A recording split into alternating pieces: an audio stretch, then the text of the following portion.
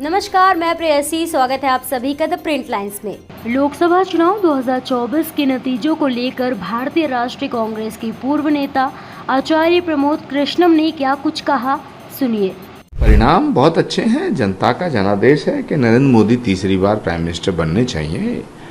एक तरफ 20-25 दलों और उन नेताओं का एक कुनबा है जो सारे मिल करके 225-30 सीट तक पहुंचे हैं। एक तरफ अकेले नरेंद्र मोदी के नाम पर बीजेपी अभी भी 250 तक पहुंच गई है। तो जीत किसकी है? देश की जनता किसे चाहती है?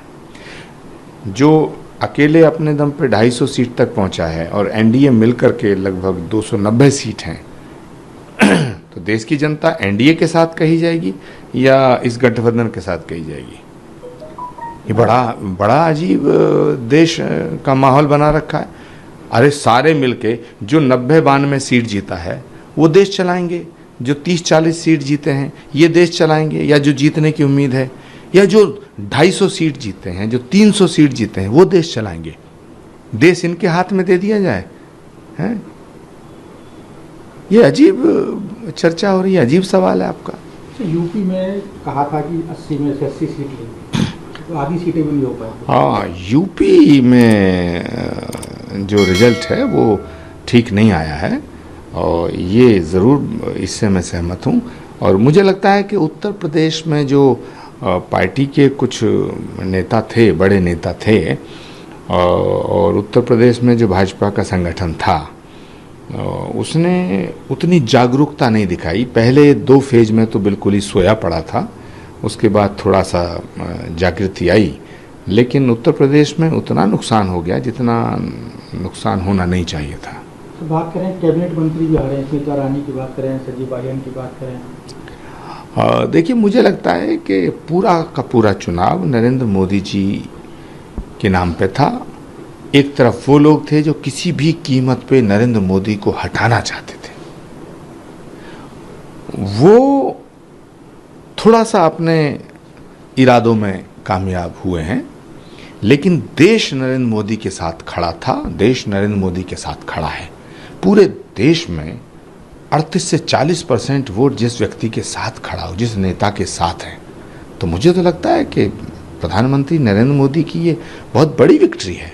10 साल देश में सरकार चलाने के बाद और नरेंद्र मोदी के प्रति इतना प्यार है लोगों में कि करोड़ों लोग उनके साथ खड़े हैं। 250 से ज़्यादा सीट उनको देने के लिए देश की जनता ने मैंडेट वोट दिया है।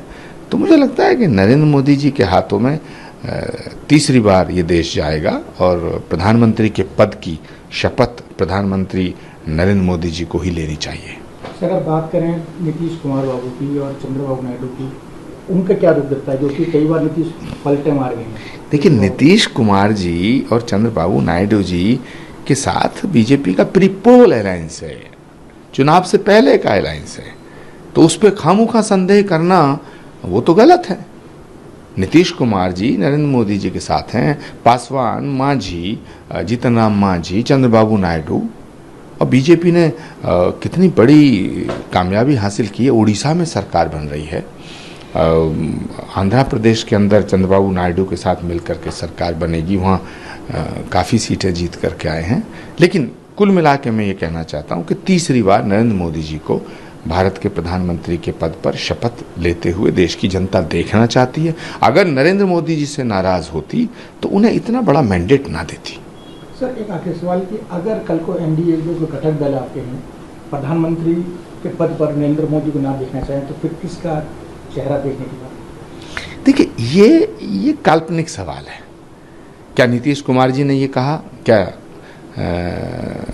चिराग पासवान जी ने ये कहा है? क्या जीतन राम मांझी ने ये कहा है? क्या चंद्रबाबू नायडू ने ये कहा है? क्या जयंत चौधरी ने ये कहा है? जो एलाइज हैं बीजेपी के, उनमें से किसी नेता का बयान आया है?